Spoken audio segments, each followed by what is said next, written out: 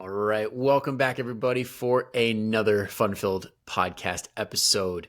Today, we got a special guest, my first repeat guest, because we did not even come close to covering everything last time. So I brought Al Painter back in the building to talk all things training, nutrition, endurance stuff, and most importantly, catch back up on the comic book series, the DC universe, the MCU, because that's really why the people came here. So let's get into it. Al, welcome.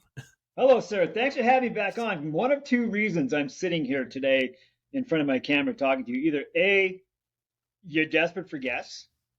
You got the summertime lull and you're just like, I'll take whoever throws their hat into the ring. And B, your ratings are that bad that it doesn't matter who you talk to anymore. Just going to have to keep you in suspense. Thanks for having me on, sir. I appreciate being the first repeat orator on this podcast here. Yeah, I'm glad you were the first one. I really am, because last time we had a blast. I was actually in a different apartment. So that was more than over 2 years ago. No, 1 year ago. 1 year ago. Yeah, that was right before we moved. So that's pretty wild. Nice, man. I agree. Yeah. I agree. Yeah, now I got a nice little guest room set up. Oh, nice, man. But yeah. So let's dive into a little bit of training, nutrition, and I have no doubt, fair warning, audience, this will go off on a tangent. This will somehow make its way to comic book stuff, but we'll try. We will do our best to stay on point. So you mentioned to me right before we hopped on that you're getting ready for a mountain bike race. What exactly is the race? What does it entail? It is the Idaho Senior Games mountain bike race. I did it last year, and there were no senior in the legs of the guys that I was racing against. Much like there is pretty much only junior at best in my maturity level, which should come out once we get off on the tangent here at some point. It's coming, people. It's coming. And last year I did it. It's at a bike park right by the house. So it was one of those things to where it's like, man, you'd be ashamed if I didn't do it because it's somewhere I ride literally 3, 4 times a week. So I decided to do it again, but this time I got smart about it. I went through the course on my bike and I started picking out time segments. And I found that the longest segment potentially is about 6 minutes of a climb. And it's you get a little bit, it goes up, it flattens out, goes up, falls flat, kind of stair steps its way to the top. So what I've been trying to do is hill repeats. I did hill repeats yesterday to the point where I couldn't think of my name, let alone say it.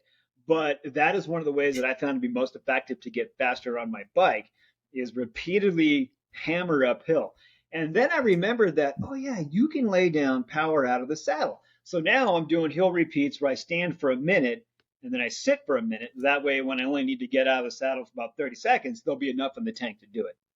And then that also helps me get into a very deep state of fatigue, and to the point where it saddens me deeply the lactic acid accumulation that takes place in my lower body. The people that I train love hearing about it because they're like, "Yay, Al is sore and he's suffering, yay!" But me on the other end of that, I'm like, "No, this is bad. This hurts." The But it's the only way clients to do it. love when we're in the drive, when we Right? get put through the ringer. They're like, Yeah. oh, you get to suffer too. Yes. Yeah, yeah. And in all honesty, the only way to get faster on your bike is to go as deep into the pain cave as you can. So Yeah. this year, my goal is to go faster than I did last year. Now that I have all these time segments, I know that, okay, if I'm here at time X, then it should put me there time Y to get time Z for the entire lap. And I'm simulating the race itself every couple weeks to continue to have those markers.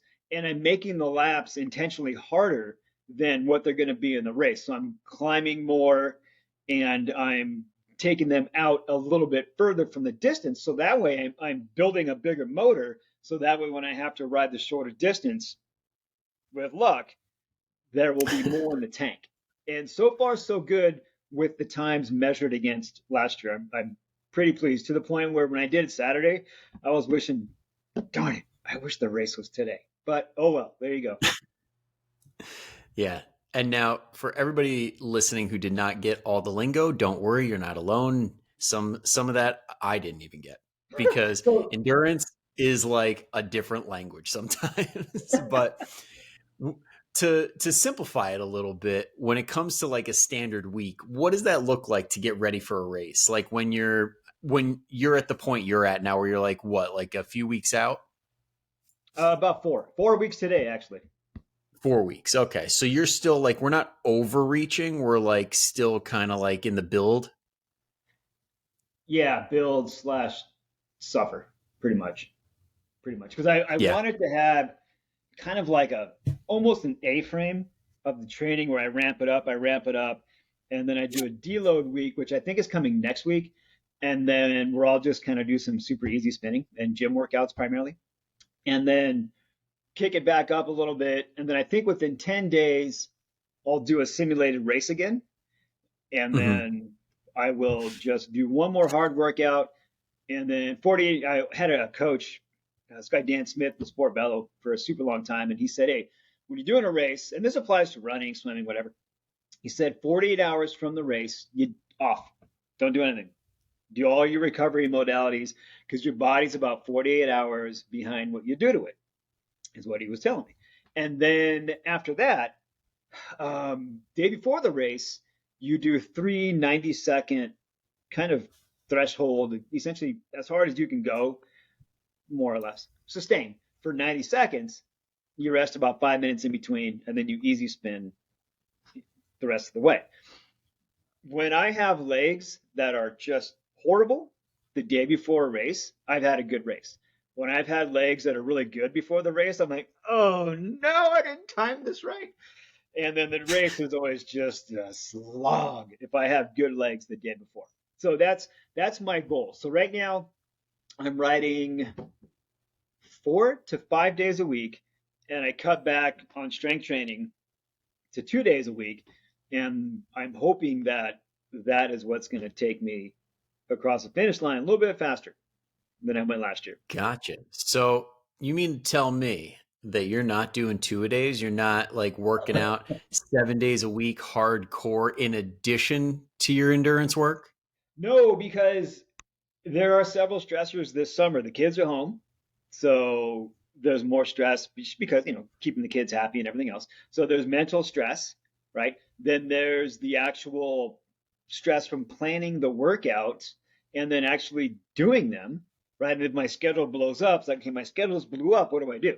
How do I still make some progress and keep going forward? Is it in the gym? Is it, do I go for a walk on a recovery day? Like I've done a lot more walks on recovery days, and I don't know how much that's helping, but it seems to be, placebo effect or not. I think maybe just that walking and pumping the body, uh, uh, getting the inflammation to go down, that kind of stuff seems to be working. Like I did a walk on Tuesday because I just could not get on my bike mentally. And then yesterday when I did my hill repeats, woo, I had a couple laps where I was riding seemingly without a chain. And when you're riding without a chain, that means that your legs feel really, really good, and they're able to turn the pedals over really well. And then there's, well, you're 52 years old, dude. So, you know, you have to be able to, yeah, would you like to train the way you did when you were 39 and you just started racing? Well, yeah, sure. That was 7 days a week. The only rest days were either not riding or not in the gym, right? And I was able to recover. I was sleeping. We didn't have kids, right? So there was a lot less of a variable factor to juggle. Now there's kids, there's everything else. So it's like you got to be smart. And I'm telling you, Brian, the personal growth from that almost hurts more than what I do to myself on the bike. You're saying like the mentality of like trying to hold yourself back, that's like the real muscle that's being worked. Yeah, yeah. Like this morning was just a super easy spin. And there's a segment by my house where I tied. So there's a website called Strava. I don't know if you're familiar with it or not. Strava. I Okay. used it for a whole week. Oh, okay. Okay. So essentially, in the cycling world, like if it didn't happen or if it wasn't on Strava, it didn't happen, right? So there's a Okay. segment by my house where I tied the KOM, basically the fastest mark last week. And today I was feeling pretty good after the recovery, right? And I thought, oh, I'm gonna go for it today. I feel good. And it's only 28 seconds. I'm like, dude, it's 28 seconds. How much damage am I gonna do in 28 seconds? And then the smarter, dare I say, more I really don't want to use this word, but whatever. Mature side of me was like, hey man, don't do that. Those are matches you are going to burn. You're going to need tomorrow. So just don't do it. And I didn't do it. And I'm really glad that I didn't do it because I got off my bike feeling really good, had good breakfast after that, did loads of stretching. And, now I know I'll feel better. After the race, though, I might chase that. Or on a workout day, I might chase that KOM mark. We'll see. We'll see. I like how you said those are matches to burn tomorrow. Is that like where does that come from? That's actually the first time I'm hearing it. My old cycling coach. He would, Gotcha. hey, your box of matches only has so many in them. And if you have a block of training or racing or riding that you have to do, it's going to basically, it's like a gallon of gas in a car type thing, right? Uh huh. Every pedal stroke is a piece of a match. And if you go through your matches too fast, which my very first mountain bike race, 2006, I took off from the start line and I got like 50 yards ahead of the pack. And I was just like, yeah, right on. And then within 15, 20 seconds, the needle went from full to empty, and I went from the front of the race to shot out the back of the race because I used all my matches right there. I held on for a decent finish, but I didn't know any better, right? I Yeah. just took off. So now I'm It's like, oh yeah, don't burn the matches. Dose your effort, basically, is what I'm telling you. yeah. It's kind of like when you see like college runners or like high school runners. There's always somebody that blasts it right out the gate, and then they're always in last. Yeah, yeah, yeah. You can't, you can't do that. If you want to have sustained efforts, you can't do that. Even in the race itself, like last year, um, I on the first lap, I was wearing my heart rate monitor, so I was going by zones, and there are 5 zones, and 5 is essentially just your life is horrible. There's really no way around it, right? So the first lap, I was in pretty high, 4.5 plus zones. And I thought, man, you can't go faster because you still have 2 more laps. It's about 4 miles a lap. And it hurt my soul, my ego more than my legs to know that I have to dial it back a little bit, try to use the second lap to recover, and then just hit it on the third lap. So that's what I did. I intentionally went a little bit slower on the second lap, recovered a lot more, and because the race only has realistically about 8 to 10 minutes of total climbing, which I mean that's perfect as far as I'm concerned. And Sounds because I always great. forget in the sport of mountain biking is the word mountain, which denotes going up, right? I don't like Uh that huh. part. I've been doing this since 2001. I still don't like that part. My parents didn't give me that kind of DNA, right? I know people that could climb for hours, and in fact, there's a climb around here. It's an annual event, and it's a 19-mile climb. I'm never going to do that. I'll drive it if they want somebody to drive the support. Sure, I'll hand out bottles or whatnot. But I'm not riding 19 miles uphill because I'll blow up. Even if I'm in phenomenal Yeah. condition, my DNA will not let me do that. And if I finish, I'll be wrecked for a week, if not more. Right. So now I also know the parameters at the age of 52 even more, what I can ride within, where my strengths are, where my strengths aren't. More importantly. Now, when you're doing that, is that like pure lactic threshold where it's like you're just burning that pedal, like going all out the whole time? Or is it there ever that moment of like, all right, I don't even feel it because it hurts so bad? There, it's funny. There's a moment, I almost want to say clarity, where your body's in that much pain, but your brain just kind of really slows down, and it opens up. It's the weirdest thing, man. Like a lot of my creative ideas come in the pain cave just because I can't focus on anything else. So my brain's just, I don't know if it's a coping mechanism or what, but I just get more creativity. It's the weirdest thing, man. But you Yeah. can't. I mean, if you have 50 miles worth of gas, you can't drive 100, right? So Mhm. you have to paint on the canvas that, or more importantly, you got to pedal on the canvas your body gives you on a particular day. You can't, which is why you can't finish a marathon at a sprint pace because you blow up. It just doesn't. It's a methodical. It's a chess match. It's strategy. It's pacing. It's knowing when to kick and accelerate and not, right. If I can date Yeah. myself, knowing when to hold and when to fold and when to walk away and when to run, it's like that. Yeah, I just completely dated myself and probably lost half of the listeners. But at any rate, it's that, just being really smart with your approach and your strategy.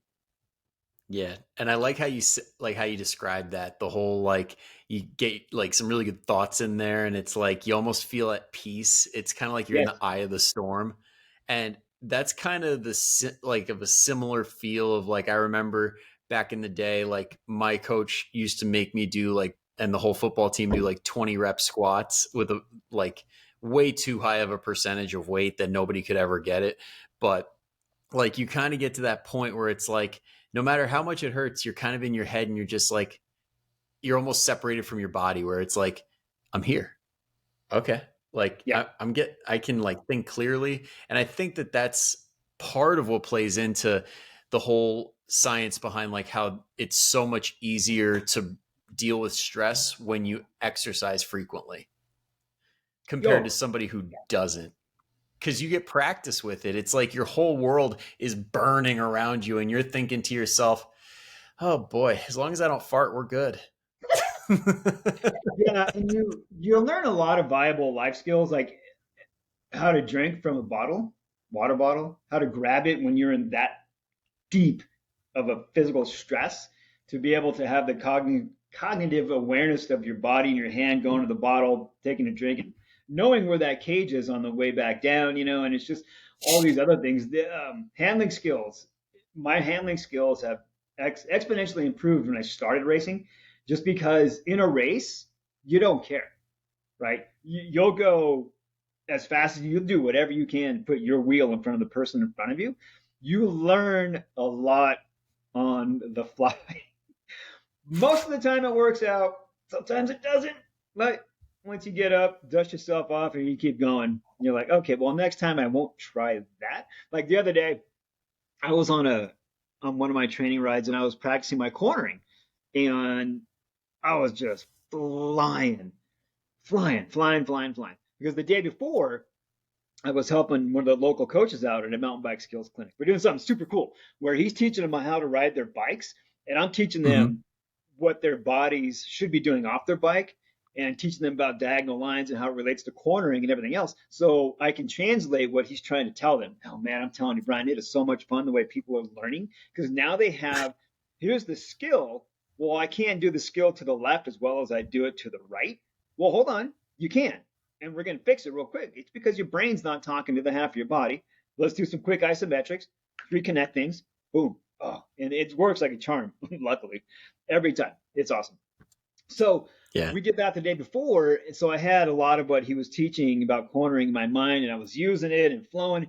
And I had one turn left in a series of S turns at speed, and I was carving. And I thought, I'm going to try to get a little more speed out of this. That was a very bad idea, because I went from riding my mountain bike cornering to looking like I was trying to break up a double play, and I went down hard and had a couple aches and pains that lasted for a minute, and like see stars kind of hit hard type thing. And then when I there was a branch that scratched my eye, like right at the where the edge of my sunglasses were, and I was like, oh Oh, my god, another quarter inch or so in a different direction, and this could have been a lot uglier. But when I got home, I took stock and everything was all right. But it was a very viable life lesson. Like, hey, you had the opportunity to do really well and you got greedy, and you learned why you shouldn't do that. And now I know when I'm going through that turn where I crash, I'm like, okay, now I know what to do to get as much juice out of the turn as I can, but yet be able to continue on. So there's always things to learn, one way or the other. Yeah. And to bring it back, like how you said, like when people were having trouble, like left to right, where it's like, all right, we just need to recalibrate your body a little bit by doing like a couple exercises here and there. It's almost like when somebody's like squat or deadlift feels off, but like if they do like a single leg squat or a single leg deadlift beforehand and then go into it, it's like, oh, all of a sudden it's nice and smooth. So it really comes down to like prioritizing like certain patterns and certain ways of doing things so that your body has to figure it out in a different way, right? Yeah, definitely. And the folks that were doing it was making them aware of, look, your left hand and your right foot play diagonally through your body, and vice versa. I told, look, your arms and your legs are your spokes, and your core and your hips are the hub of your wheel. And if your spokes aren't connected tightly to the hub, the wheel's going to wobble when it moves. So if we can get that connection right in the middle of your hub to be as solid as possible, everything else is super easy. And then, just telling folks, look, you also might corner one way better than the other because your range of motion turning your head one way is better than the other. Okay, well, why is it better than it is the other way? Or I'm sorry, not as good as it is the other way. Why is one hip strong and gives you power through a turn, but the other one's not online? Well, let's look at that connection from the shoulder to the hips that might not be as strong. Let me guess that opposite shoulder is probably a lot tighter. Do an arm raise, can't do it. Like, okay, well, let's begin to get the muscles to activate the way that we want them to off your bike. And then when you get on the bike, everything is so much easier. And it's going to make a lot more sense, and you'll be able to execute the skill. And more importantly, you'll have more fun because you'll be more relaxed. Absolutely. Absolutely. And it also gets into the idea of like fitting the equipment to your body instead of vice versa.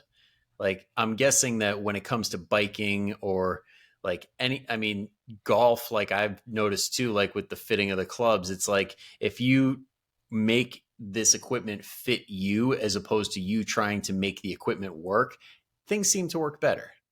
Yeah, there's a guy around here. His name's Ben Stein, and he did my bike fit, and he gave me what's called a retool bike fit, where you have dots velcro to your body, and you ride, and he can see the joint angles on the screen, and then he adjusts the cleat, seat, saddle height, fore, aft, handlebars. I mean, to the nth degree, so you can get as much power out of your riding as possible. And the day after I got that fit, I set a bunch of PRs, and he coached me last summer, and he's the one he really emphasized the recovery rides. And I didn't do them last year. I was just like, I'll go hard, I'll recover in the gym, and my race Uh-huh. results showed accordingly. But this year, using his strategy of more recovery rides, I think that's where the biggest difference is coming from, and the speed that I'm picking up. So yeah, it the fit is huge because if you're clipped in on your bike, you're at the mercy of the angles of your seat and cleats on your shoes, more or less, right? And your handlebar position and everything else. If those are off, your body's going to be forced to move in planes of motion it might not like. So if you start developing aches and pains, chances are you're going to get some muscle imbalances around that, and it's not going to be as fun because you won't get as much power, you won't be as smooth cornering, you won't be as efficient, your handling skills will fatigue faster. It's not as fun. Even if you're riding flat pedals, you're still at the mercy of the seat position because it could be too high, it could be too far back, and that's going to affect the contact point of your foot on the pedal and your angle from your hip to your shoulders. I mean, it's still going to be a whole thing. So everybody, all the riders around here that I talk to, I'm like, hey, you got to go see Ben to get everything dialed in if you want to go as fast as possible. Yeah. Makes a world of difference. It's kind Oh, of like when you get 100%. like a proper running shoe for the first time and it's like, oh, this is how it's supposed to feel. Yeah, yeah, yeah. A zero drop with the wide toe box Yeah. running shoe, right? Oh yeah. Isn't everybody doing Roka nowadays anyway? Yeah. So that's what I'm getting ready for now. And then as soon as the race is done, the very next day, I'm going to switch gears because up here they have a duathlon that is stand-up paddleboarding and running. So Uh-huh. somebody's gonna do the run and I'm gonna do the paddleboarding, and Hmm. I'm really looking forward to that because that's just diagonal chopping patterns for however long. I meant, is it like a mile maybe something like that? And a mile doesn't really seem that long, but when you're trying to paddle as hard as you can, I'm thinking, my God, my legs are in really, they're the ones that are going to be in condition aerobically. How am I going to get my upper body conditioned aerobically, right? So now I'm starting to think about, okay, they at the gym where I go, they have the rope pull thing. So I'm thinking, okay, maybe I'll do diagonal pulling on the rope. Uh, EMOM chop workouts, minute on, minute off, and that kind of thing. Because Hmm. when we first got up here in 2021 in Idaho, we went to one of the local lakes. And how many times have you trained somebody and then went to go do something, and the next time you saw them, they were in massive amounts of pain because they didn't prepare their bodies or tell you what they wanted to do, so you couldn't get them ready for it? That was Like paddleboarding for everybody on day one of pickleball or golf. right. I was out on my board for a good 2 hours, if not more. And oh my God, I had a knot in one of my lats the next day that was excruciating. I mean, Oh, I've thrown batting practice 200 plus pitches before, did not feel anything the next day, but that standing chopping motion, oh, dude. So now I know, okay, Mr. Smart Guy, what would you tell somebody who is going to do this race? How far out should they start doing it? And luckily, I have about 4 weeks to get ready. So it'll be off the bike, and then it'll be all chopping all the time, probably 3, maybe 4 days a week. A lot of single arm pulling for diagonal loading, a lot of single arm pressing, and as many chopping patterns with medicine balls, with sandbags, or bands, or whatever that I can come up with. hey, I mean, just remember, you're the coach. You don't have to take your own advice. You're superhuman. The rules don't apply to you. Superhuman. Yeah, I'll remember that. I'll remember that when I start For doing some my reason, chopping practice. every coach thinks, yeah, I tell the clients to do that, but I don't need to do that. Yeah, do as I say, right? Yep. What would Yep. Dan Jones say? Exactly. Trainer who trains himself has a dummy for a client, Very true. Very right? true. That's actually a Dan John I haven't heard yet. So I'm glad that got thrown in the mix. Yeah, I think it's in his intervention book. Oh, okay. I'll have to check that one out. But back to the sling patterns, because I know that's like one of the things that's like your jam that you do a Right? lot of. And honestly, I don't see a whole lot of people doing it in the gym. It's not sexy. It's not It's fit I fam would worthy. disagree. It looks very sexy when it's done, but Well, nobody to knows us, about right? To the trained eye, there's what's her name? Jess Bento Physio. Yes, she's involved with the DVRT sandbag people. it. One of Okay, my so like Josh Henkin and all that. yes. One of my absolute favorite accounts on social media because she is all about diagonal slings and how to train them better and training the body as a unit that moves together in concert, right? Not, well, leg day, arm day, whatever day. It's no, it's total body day, right? So one of the things that I saw through her was putting a band around the ankle. You walk out as far as you can get, and then just doing like a John Russin drop step hinge RDL kind of thing. Oh my Yeah. god! Oh my god! I incorporated chopping with a medicine ball, and dude, I lit up that the diagonal slings, obliques, rear delts, rhomboids, glutes. I mean, smoke them if you got them. Were smoked after that. But it was cool because the next day on my bike, I felt so much more connected.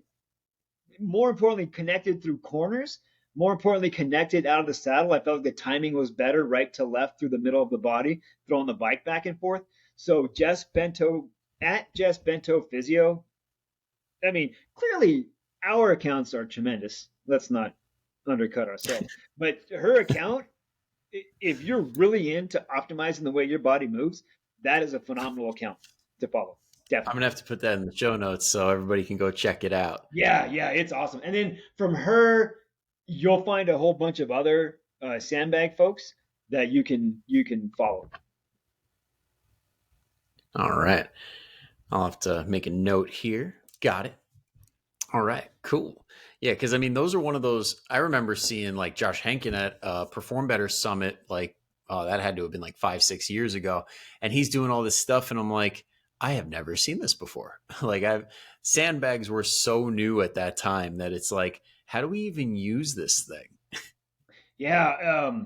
Now I'm having my clients, the ones that don't have any weights, with the stability ball, setting up in dead bug position, and this inspired by Jess Bento's content, smashing the ball together however hard they can, and then the left leg's going out, taking it diagonally over the right shoulder, straight arm touching the ground, and then bringing it back together, driving the ball into the knee, and just going back and forth, and then the other side. Man, I did those the other day, and I swear to God, Brian, a fly landed on my obliques. I almost started crying. That just reminded me of the one they were doing. And it's actually same concept, but different execution where it's like with the sandbag, all of them have handles on the outsides, Yes. which is part of the versatility of it all. But like if anybody at home has one, like one thing you could do is try and pull the bag apart, like you're trying to rip it in half. And then as you do the dead bug, as you kick 1 foot forward, you twist that opposite hand back and the other hand forward, kind of like you're driving a car, and Yep. that lights you up like no other. Oh, it's horrible. It's horrible to do that. It's one of those things like on the bike, the more horrible it is in the moment. And I'm not talking horrible to the point where your form degrades and your joints hurt the next day and you're just doing it to prove to your friends how tough you are, how strong you are. I'm talking about with the right movement pattern, lighting your muscles up to the point where you can roast marshmallows on them with good form, even if that's only a few reps, and getting through that and then building on that. And over time, it's like, oh man, I feel better. It's easier to put the seatbelt on. It's easier to go down to the dishwasher. It's easier to pick the laundry up. Oh, I can Uh-huh. rotate to pick something up off the ground without being terrified when I come back up. I'm not going to be able to move for 2 or 3 days, right? So it's that kind of thing. And I Mhm. always tell people, It look, if always you're seems going to like that's how try, people get hurt is the right? loaded rotation, and they just never train it and they wonder why they keep getting hurt. Well, again, to your point of you don't really see people doing that. You see them doing the big rock moves, deadlift, squat, carries, which are sort of rotational, push-ups, pull-ups, dips. But it, I rarely see people even working on the rolling pattern of a get-up, or just doing the first part of a get-up, or a single arm pushing and pulling, which is still diagonal loading, or out of a split stance, single arm pushing and pulling, which should be bread and butter in everybody's workouts. It really should. You know, Yeah. Prime the pump with the 2 arm, 2 leg thing for a few reps, boom, right into split stance, single arm stuff. Because you'll get a lot more done, you'll save a ton of time doing it, and you'll feel better and move better. Yeah, because I mean, let's be honest. If we do the typical bro stuff, like we're going to check a lot of boxes, work a lot of muscles, but just because we work the muscles doesn't mean that we're going to move better or feel better.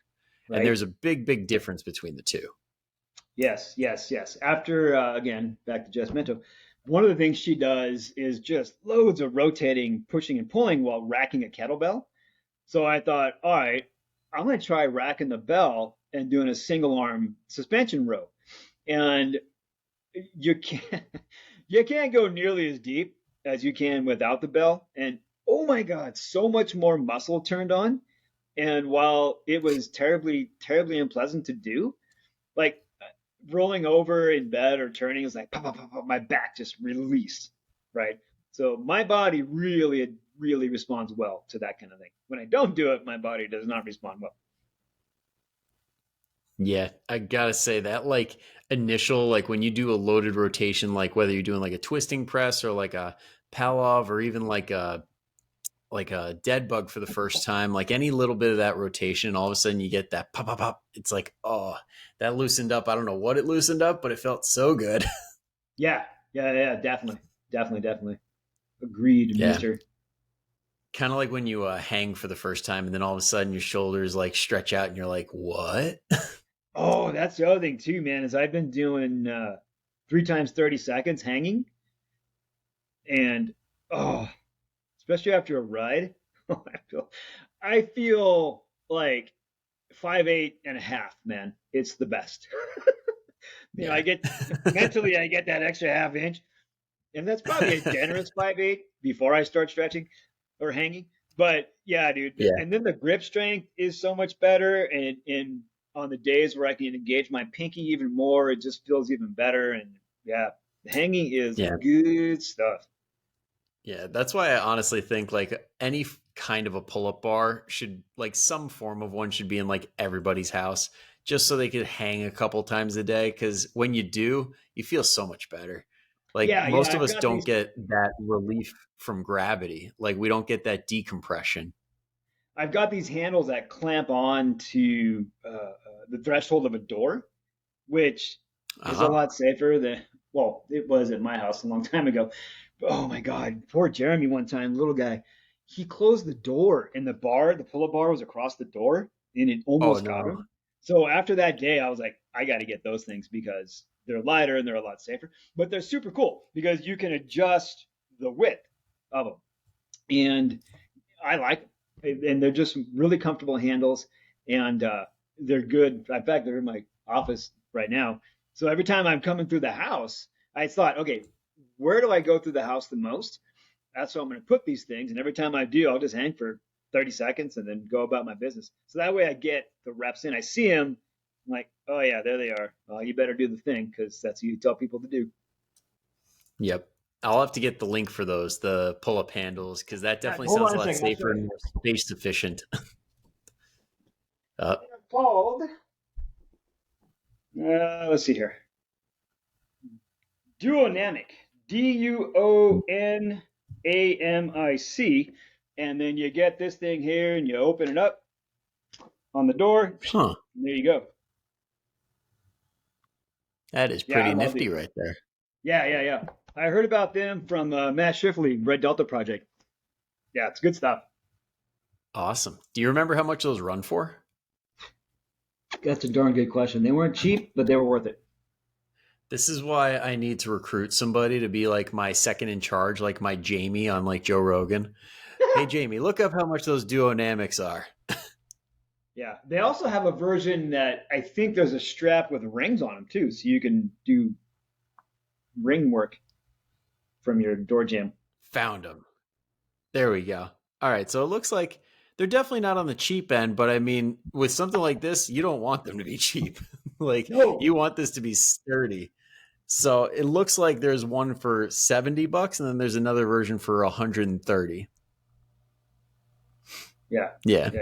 When it comes to things like Okay. that, I'll pay more just because, well, the kids love hanging from those. I'm like, I got to get the safest thing possible because they're gonna swing on them and they're gonna do Yeah. all kinds of things.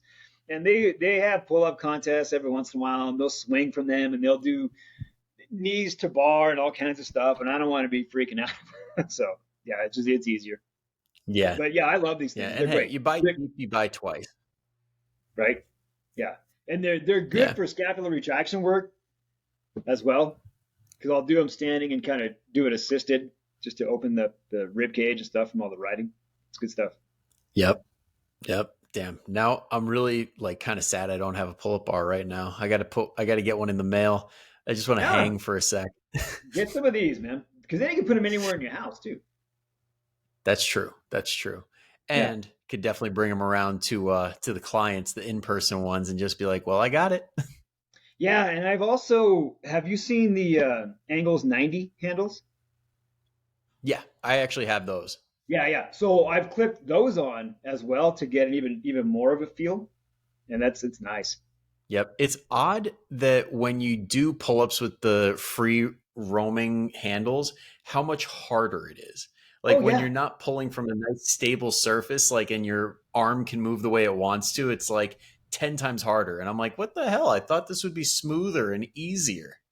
right? But with those, especially with the Angles 90, the way you can engage your pinkies, oh man, so much more control. Like I was having some really bad elbow bite at one point, and I got those things. First rep, gone. From doing the same thing, again, my individual result, yours may vary, uh, but it was gone because I was able to engage things better up and down the chain, and whatever was hurting felt more supported, didn't hurt. Yeah. And that's the key, is to just, again, find that equipment that works with your body. You don't have to use a certain piece of equipment if it keeps hurting or it doesn't feel right.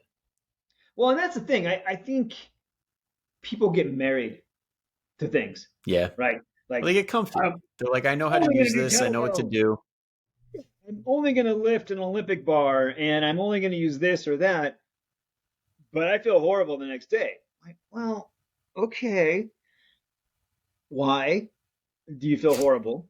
And Yeah. B, why are you married to the thing that makes you feel horrible? Right? It's either a case of, well, that's how we've always done it, or I don't really know what else to do. Right? So if it hurts, it's your body saying, please don't do this. And if you continue to do Yeah. this, you're not going to be able to do all that much for a while. Yeah. It's like, I do think it stems from a fear of like looking dumb or like looking like you don't know what you're doing. But I mean, I forget who said it. I want to say it was like Mike Boyle, but I heard sometime in my early training career, you either feel dumb by figuring it out or you stay dumb for not asking the question. Yeah, So I you like either that. feel dumb for a brief moment or you stay dumb. So take your pick. Yeah, and I think that Well, like the more boring, the better. Like if I was gonna, and did I I lose want you? your three after this. Like if somebody say, hey, look, I think we lost give me the Al. most boring, simple exercise sequence, three exercises that are gonna be incredibly difficult. Like, all right, Sorry, I crawl. lost you there, Al. I lost you for a little bit. I don't know Okay, if it caught you. So can you repeat yourself real yeah, quick definitely. for If like somebody I guess wanted, if they 30 came to me and seconds said, back? look, I have limited attention span. Give me the most simple things I can do that are going to give me a huge bang for the buck. Like, all right, you're going to crawl forward and backward, and then ideally you're going to hang from something with scapular retraction. That's it. Just lock your shoulder blades down, and then some form of a single leg squat that challenges your balance. Right, and then after you master that, then maybe you can do reverse negatives on the pull-ups, or you can throw in some cones and do figure eight crawling, and then maybe you can load up your single leg squat or progress it to. This is one of the things I have my clients do, and oh, Brian, and I apologize to those of you Brian trains by telling him this little sequence. The ones that don't have weights at home, but they, I don't want to say made the mistake of getting a suspension trainer, but they got suspension straps. Uh, I'll I have them love do me the some rear foot, TRX. yeah, rear foot elevated, drop down into a plank, hold that almost 90 degrees for about 30 seconds, up and down for 30 seconds, then drop back down for 30 seconds, and then switch sides. Woo! That's 90 seconds of time under tension for the glutes. Oh, mama. I have learned new action verb phrases I didn't think existed from the people that shared them with me, but it was a way to progress just going up and down, right? It was a simple progression. We just added more time, preloaded reps, did the reps, caused more fatigue, and then sat in a deep state of fatigue, having to get the muscles to fire up more. And that's Hey, you can't footwork. go wrong when you make it harder. No, that's stabilization from the ground up. That's let's get because most people I train they train barefoot at home.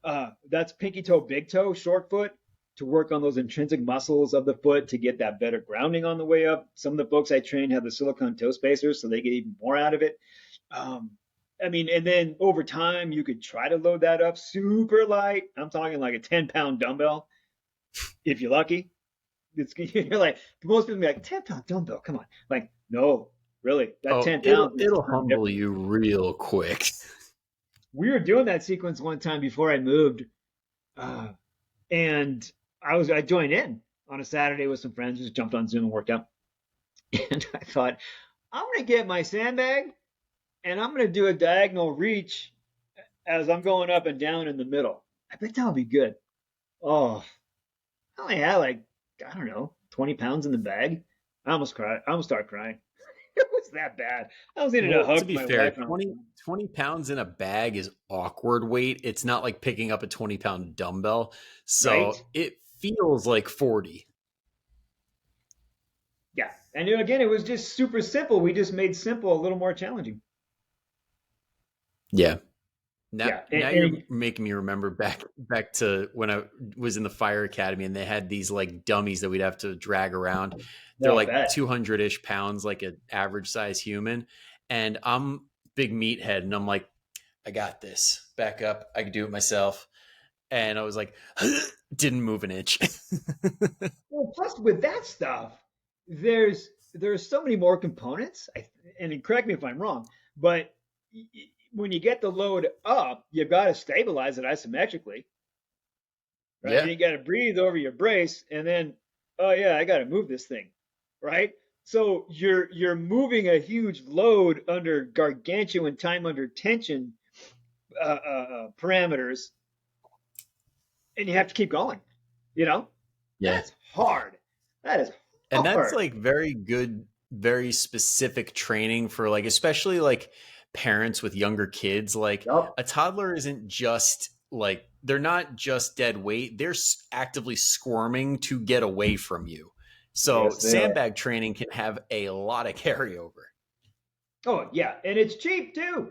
It's a lot. Yeah. 150 pounds of sand in a maybe even 2 bags is a hell of a lot cheaper than that much weight divided by 2 to 4 kettlebells.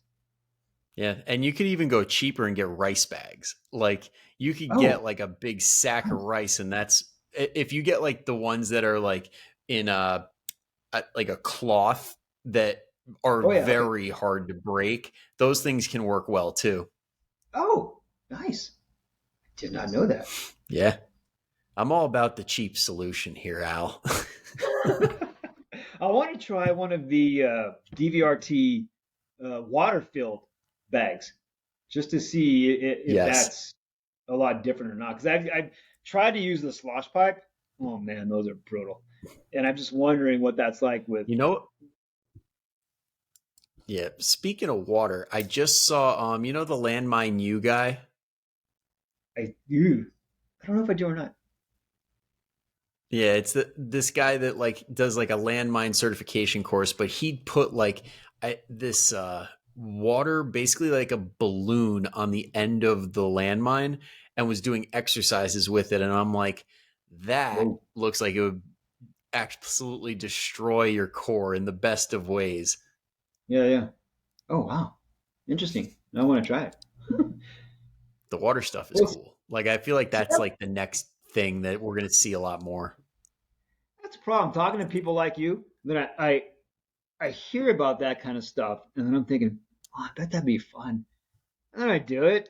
I'm like, that wasn't really very fun at all. Yeah, that's the problem. It sounds so nice, and then you actually do it, and you're like, nope, nope, nope, bad idea. Yeah, and to your point, with the water, it's funny you mentioned that. I was talking to somebody I'm training today about sleep, and I was look, you have a pool, go walk in your pool a little bit before you go to bed, and just get that really deep, relaxing pressure on the body, and then go and see what happens. So I'll be interested to see how that affects. Because if it's anything like, I have a weighted blanket. Oh man, if you don't have Uh-huh. one of those, oh, I love my weighted blanket. My wife is a pediatric occupational therapist, and she was the one who first introduced me to that kind of thing. As it's a soothing, calming thing. So if I'm all revved up, I've used the blanket, and it's just like, oh, this is good. Yeah, That kind of sounds like you ever see the Temple Grandin movie, like kind of documentary thing? I don't think so. Well, since we love talking about movies on this podcast, Oh, here we go. for anybody who does listen for that, Temple Grandin is like a movie that's about this woman who actually revolutionized livestock and the humane treatment of it when it's getting ready for slaughter. So if you ever see like on a farm these like these V-shaped machines, the cattle go into them and it like hugs them to calm them down. Huh. So it's like the same concept as a weighted blanket where it's like the compression, like squeezing them actually like reduces their heart rate and gets them to be more compliant when they're doing the like line to go get Yeah. slaughtered. Well, I think that was one of the reasons why when we swaddled the kids, that would help too, right? Yeah. Wrapping them Well, it really was, snugly in the little yeah. blankets. I wonder if I could still Yep. And do she that actually now. came up with it. Yeah, I think That so skill because set. she actually came up with it because she's on the spectrum and she wouldn't hug her parents or anything. But when she made this machine, she got so much stress relief from it because she didn't understand like the concept of like a hug. So she's like, Huh. oh my God, this is amazing. Nice. Nice, nice, nice. So, yeah, Yeah, if that anybody there wants to sounds to check be it out, said for Temple that. Grandin, it's literally just Right on. Yeah, put it in the notes, man, so I can check what's it out. that? Put it in the notes so I can check it out. Definitely. Yeah, things like that. And I And found that walking on my grass barefoot, that helps to mellow me out. What is that called? Earthing, I think. Yeah, earthing, yeah, I or think that's what it's grounding, called. Grounding, earthing, something like yeah. that. I feel like that's one of those things like nobody in like modern medicine is going to give enough of a crap to put money into figuring out what exactly the thing is, but there's something there. There is 100% like something that Yeah, yeah. like is going on that improves people's, I don't know what, like I just see so many people doing it and they definitely feel an effect from it. Yeah, definitely that and walking on sand and yeah, for sure. I like it. I like it. Hmm. I just think it wakes up the proprioceptors in our feet because we have like our socks on, our shoes on all the time, and it's like Yeah. same with our hands too. Like we don't give them enough credit that like we can feel textures and get that feedback. And I think it for a lot of people it feels kind of nice and reassuring that you know where you are in space, like truly know where you are. Have you ever used either inserts for the shoes or a mat from Naboso? Are you familiar with those? No. So it's essentially it's a yoga mat, but it's got little I don't know what the material is, little nubby spikes on it. And Oh I yes, thought yes, it I do was know what you're talking about. okay. I thought it was just like another fitness or industry kind of gimmicky thing. And then I used one, and oh my gosh, range of motion was better. Stability of the foot from the ground up was better. Activation of the toes was better.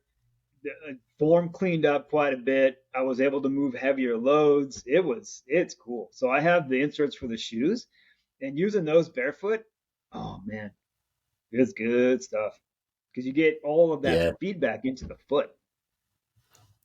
That's like when the only time I've ever been to a spa because I'll be honest, I can't sit still. But there was one section of it where it was like this warm, shallow water, and there's rocks that you walk over, and they're Oh, nice. like, it's like slightly unpleasant. But then you get to the end and you're all done, and you're like, I kind of like that. Yeah, yeah. Nice, nice, nice. All right, all right. Well, I Yeah. think I'm going to completely derail the train and get into the information that I know people are really here for. So I'll ask you first, The Flash, your thoughts, mister. Honestly, I haven't even watched it because that's one of those when it comes to DC, I wait for it to stream. I've learned my lesson. I don't bother. And Um, not only that, the more I dive into Ezra Miller and what he's done and what he is actively doing, I'm just like, ugh, I really don't want to support that guy. Or sorry, yeah, them. I don't want to support well, them. fair enough, fair enough. I enjoyed it. Separating the art from the artist. It was a good trip down memory lane. Michael Keaton as Batman was oh And awesome. that's what kills me. I want to see the people that they brought back because I heard that they show so many people from the older movies. Oh, the cameos. There's one scene where it's like a just cameo after cameo after cameo, and it is really, really cool. Really cool. Like, quick spoiler alert: Nicolas Cage's version of Superman, what would have been. I think Tim Burton was supposed to direct that. He's in it, fighting a Thanagarian something or other that looks like a big spider, and that was really Huh. cool. And it that part I liked. I was surprised Yeah. that I liked it as much as I did, um, because there were so many mixed reviews around it, and it was a solid B plus. I think there's a couple things they Okay. could have sussed out a little more. Unfortunately, there won't be a sequel because the James Gunn has taken the direction of DC away from what Zack Snyder had. But it was good. It was good. Yeah. Well, to be fair, like I totally understand the hiring of Zack Snyder at that time because he's coming off of like 300 and like it's a Yeah, yeah. big universe with all these larger than life. It's like this should work. It just didn't. Like for the most part, No. like competing with Marvel and like the reach it had, it just didn't stick. Well, I think that he went like as a lifelong comic book geek nerd. I liked what he did, but for mass appeal, when you put it up against what Marvel was doing, lighter, funnier, uh,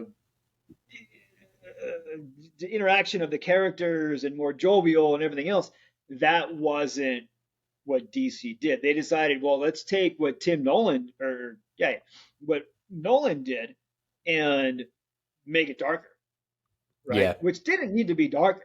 And again, like I said, from the nerds' perspective, the content was good, but from a general audience Yeah. perspective, I think it was too dark. I think that they didn't really do Superman much justice because Superman, I think, quintessentially is the Christopher Reeves character in Was people's that a mind. pun there? Was that did I catch a pun there? You saying they didn't do Superman justice? Oh, well played, sir. Well played.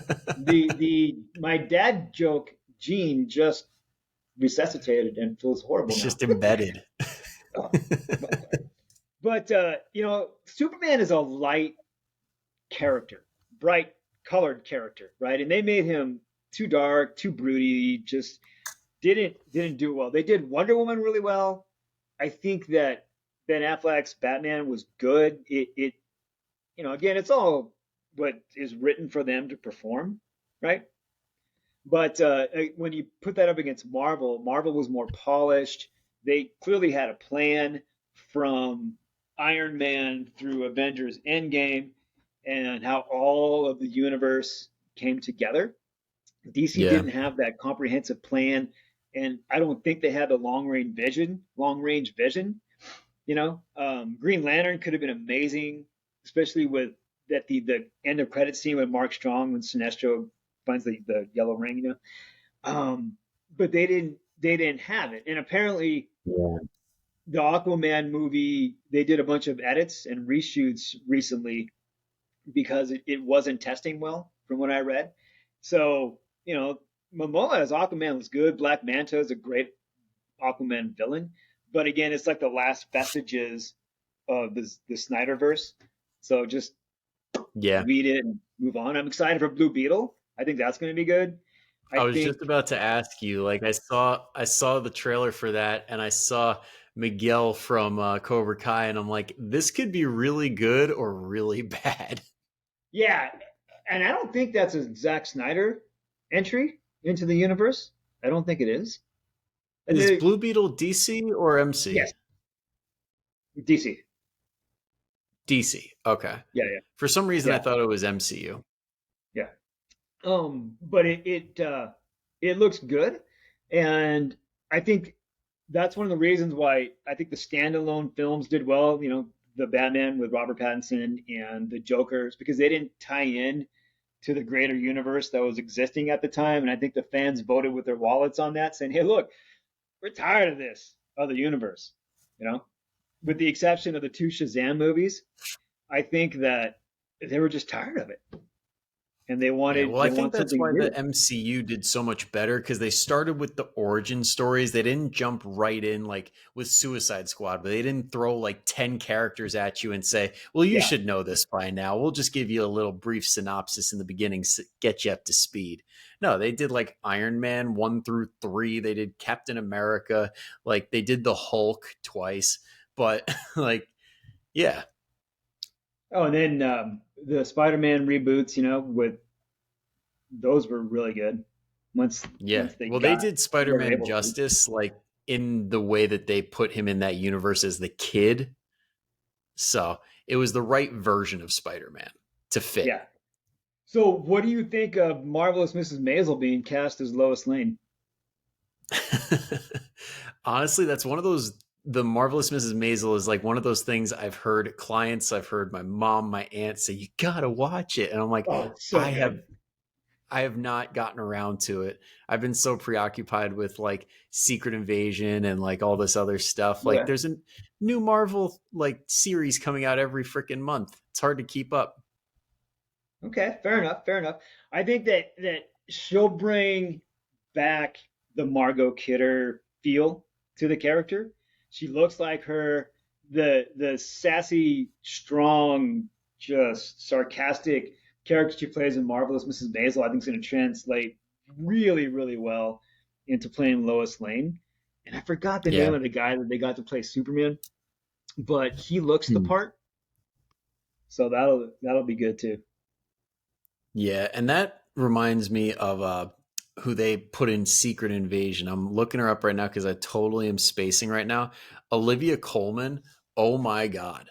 Like talk about an addition. She was the one for anybody who wasn't sure who she is. She was the one that played Queen Elizabeth in The Crown in the middle, like the seasons 3 and 4, and she steals the show. It's absurd how good she is compared to everybody else. Nice, nice. Well, going the other way from MCU to other, Haley Atwell was in the most recent Mission Impossible movie. So good, Hmm. so good. And I'm gonna say, I loved Top Gun Maverick. I thought it was phenomenal. It was, I mean, no joke, Brian. We've probably seen that movie 15 times in this house. Jeremy just loves it, so we watch it all the time, Yeah, right? I think we're on 3 or 4, which is saying a lot because we don't rewatch stuff here. 3 or 4 for us. Nice, nice. It might be better. Yes, better than Top Gun Maverick. It was like the opening scene, it grabbed you, and that movie did not let you go until the house lights came up and it ended. It was So you wow. might you might get me in. I mean, I had an exception with Maverick because again, it's one of those separating the art from the artist. Tom Yes. Cruise is one of those I have a hard time with, but you might have convinced me to see a Mission Impossible movie. I haven't Well, I seen think any of them for that purpose. go see it for Simon Pegg and Agent Carter. How about that? Okay, fair enough. Yeah, Simon Uh, Pegg was hilarious, dude. Just the chemistry between Simon Pegg and Vin Raines is phenomenal. Really, really good. yeah, and actually, I you brought him up before. Chris Nolan. Are you going to see Oppenheimer? That might be too heavy for me. Yeah. It looks So you're going to be phenomenal. seeing Barbie? Oh God. You got two I options right now. Those are your only two. oh God, can I read a book instead? um, can I watch golf instead? Oh God, Barbie or The Open's Oppenheimer. on right now, so I mean, I guess. Oh man. I don't know if I can see Harley Quinn playing Barbie, so I guess I would see the Christopher Nolan film. Yeah. How See, about I that? could see it though because Harley Quinn has a whimsical side to her that I could see working really well 100% of the time for Barbie. Okay. I don't know. Will Ferrell's in it, so yeah, go see it for Will Ferrell. I don't know. Speaking of Will Ferrell, I was like walking out of a session the other day and I saw The Internship was on TV. Oh, right Have on. you seen him in that? I have not. He's like, it's with Vince Vaughn and oh my god, I'm spacing on his name. Luke Wilson's brother. Owen? Owen Isn't it Wilson, Owen yes. Wilson? It's weird that I phrase that as Luke Wilson's brother. It's usually the other way around. But Oh they're like joining Google for an internship. And when they're quitting their job, they're quitting Will Ferrell's mattress selling business. And he's my like gosh. this burnout guy with like tattoos on his neck, threatening them, like, hey, you take this shirt off, it never goes back on. And they're like, all right, peace. And Did I'm you like, I see forgot he was in that. during Christmas time the musical spin on A Christmas Carol that he did with Ryan Reynolds, Will Ferrell? Yeah, Spirited. Yeah, that was good. I was I surprised. I liked really it. was expecting that to not be good, and I Right? enjoyed it. It wasn't like on the level of like iconic Christmas movie, but I'm like, this is a Right. good one to throw in the mix. Yeah, I enjoyed it. It was really good. It was really good. And one of the oh, was it the Ghost of Christmas? What role did she play? Present, maybe? Well, it wouldn't be Future because that was Tracy Morgan, I think. Okay, so maybe it was present. She was in Mission Maybe. Impossible as one of the CIA agents. Yeah. Okay. You're really pushing Mission Impossible here. It was I'm good, gonna man. have to see it, I The feel action like. alone and the motorcycle stunt alone. I mean, and the chase scene in the little yellow car. It was just Yeah. ridiculous And, and and amazing honestly, all at I the feel same like I time. have to see it out of just respect for like keeping it as real as possible because I heard that during filming there were a couple of times where they honestly thought Tom Cruise was dead. Like he like fell off the helicopter like Oh twice, I gosh, think. And I'm I just did. like, Yeah, well, if you're willing to do that for this movie, I guess I should watch it. yeah. He does his own stunts, which is pretty impressive, man. And I heard another one about now that it came up because I guess they're just like pushing the press hard on it. But there was another stunt where somebody was going to stab him and it was in his eye. And apparently it was a very real knife and it was like centimeters away to the point where the actor who was doing it felt very uncomfortable. They're like, you sure? Was that Mission Impossible 3? Because there's one scene where I he's believe on it the was the ground most and there's recent. a knife right by his eye. Okay, maybe it was that one then. So it was an older Yeah, yeah. one, but still, like that level of dedication. I'm like, ah, you're making it really hard to not see this movie. Well, I'll tell you what. How about this? You can go see Mission Impossible, and then after that, you can watch Reacher with the guy who played Hawk from Titans to kind of cleanse that palate if you want to. Wait, Reacher, is that you mean Jack Reacher? Yeah, yeah, but not the movie. The series I think was on Amazon Prime. Oh yeah, I watched it all because you know who that is? That's Thad I, Castle. who? Thad Castle from Blue Mountain State. He was like Blue Mountain State is a combination of American Pie and Division 1 football. Oh, okay, nice. So he play like the guy that plays Reacher plays the total opposite of what he is in that movie because he's basically a coked out D1 linebacker that like has sex with a million women and is like dumb as bricks and he's just a giant douche but lovable all at the same time. So he's kind of like It's so funny. Stifler. Okay, Yeah, he's okay, basically kind of like Stifler but with way less awareness. okay. Well, then if you like him Yeah, as Reacher, then you'll like him in Titans as Hawk. Yeah, yeah, yeah. Titans. Okay. That's a Al, you're DC just thing. loading up It's my notes section. You're putting me to work on this one. yeah. Titans is pretty good. I enjoyed it. Yeah. Okay. I'll check that one out for sure. And I still got to get around to I I swear to God, for like months and months and months, I'm like, I got to get around to the Batman movie that Al told me about, and I never. ever ended up watching it. It was Batman, and you said it was the Berserker.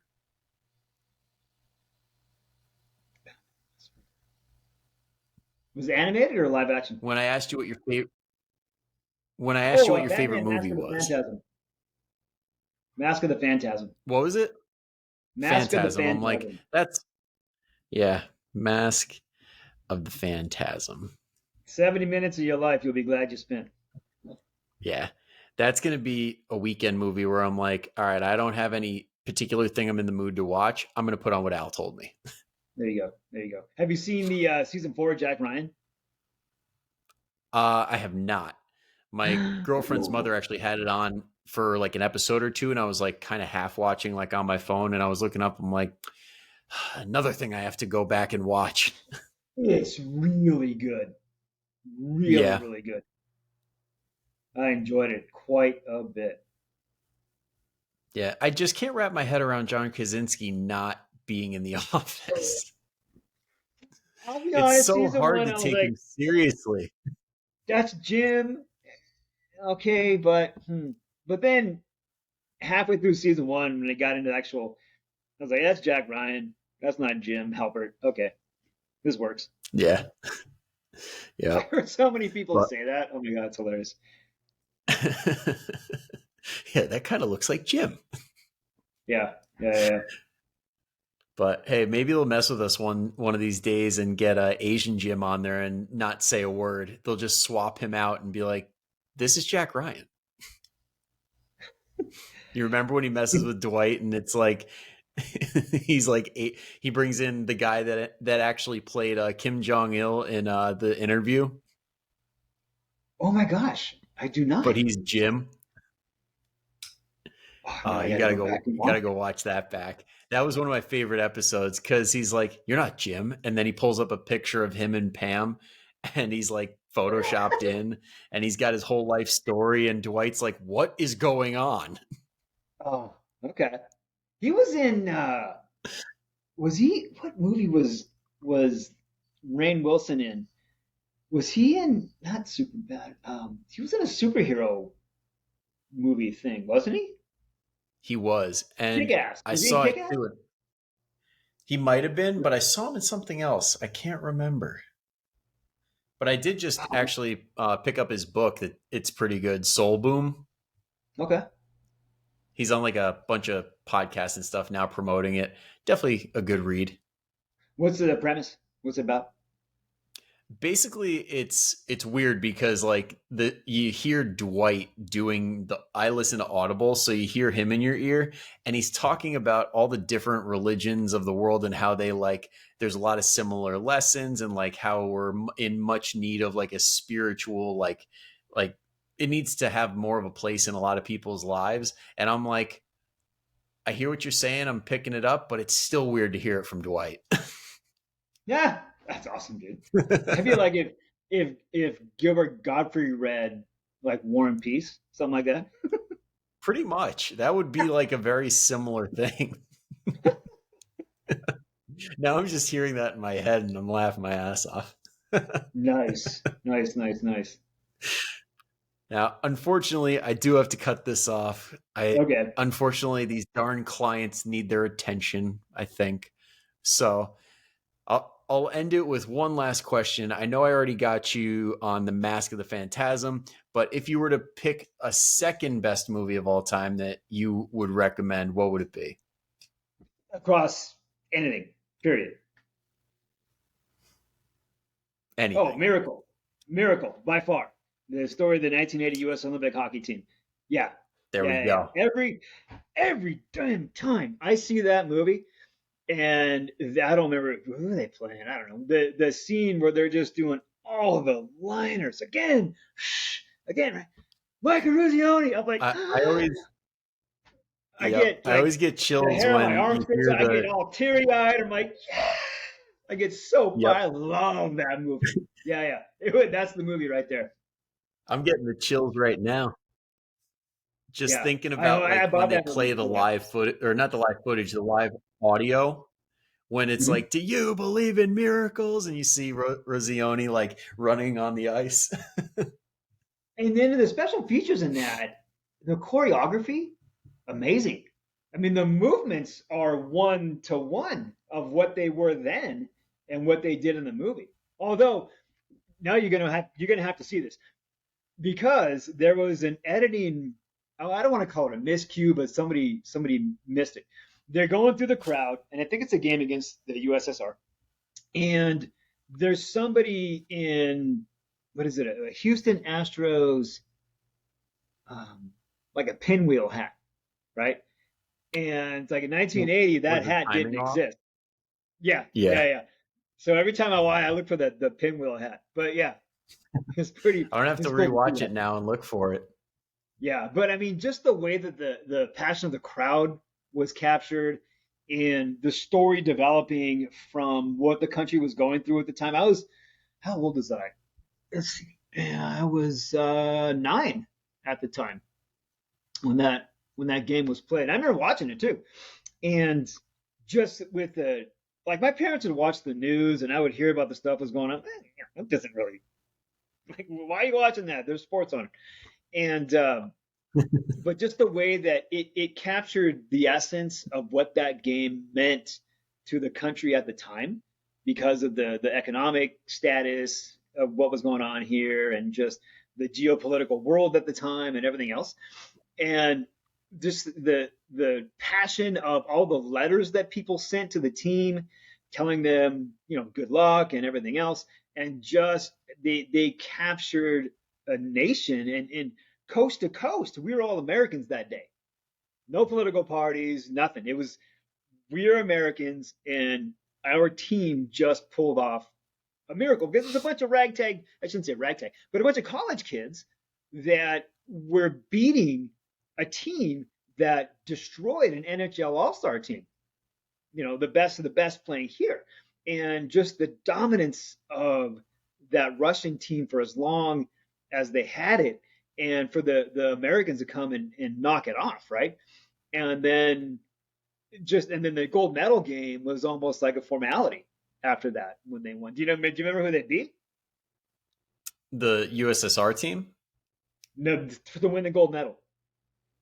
Oh, to win the gold medal. Wasn't it Finland or something like Yes, that? sir. Or Very well Sweden? played. Very well played. It Yeah, was Finland? it was. Yeah, and but to win that and that accomplishment that those 20, however many players, that the hard work they put in and the coach uh, knowing the system that it was going to take and the chemistry of the players that it was going to take and the skill set of the players it was going to take to beat that team at their own game. It was, yeah. So I kind of like that movie Yeah. a little bit. Well, that's just a perfect example of what a true coach is. Like there's coaches that like Yeah. just are along for the ride, and then there's coaches that are composers to the nth degree. He was like the perfect composer and knew exactly what he wanted, who needed to be there, and how to get it done. Yeah. And Kurt Russell was so good in that role. Yeah, Yeah. he really was. I mean, uh, what was it? Oh, I'm blanking now. But when he was that superhero for when his kid was in high school, I mean, that was kind of his peak. But no, Yeah. Yeah. I'm just kidding. The Sky High, that's it. Ah, yes. You probably don't even know Yeah. that movie. He played professional baseball. I got another movie for you to watch on Netflix. It's called The Battered Bastards of Baseball. Have you ever had Big League Chew? Guess The I'll gum? link that again. The battered bastards of baseball. I think it's on Netflix. Have you ever had Big League Chew? The Yeah. bubble gum that okay.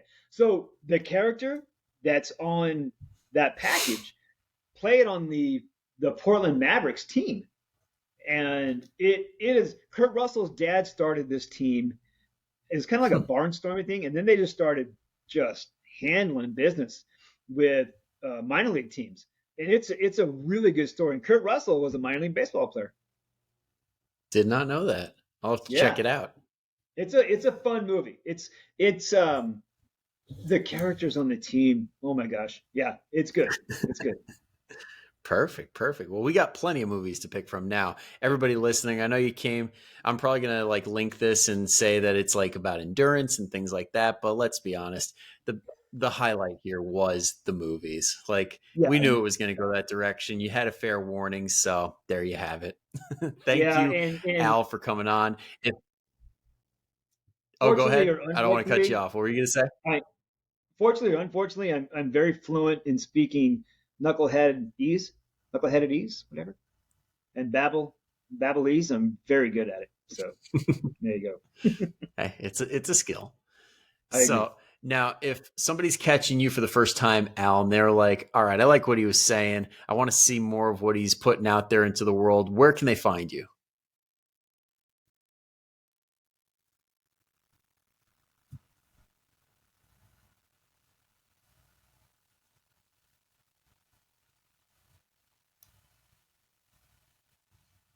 Perfect. Which will also, along with all this other stuff, be linked in the show notes.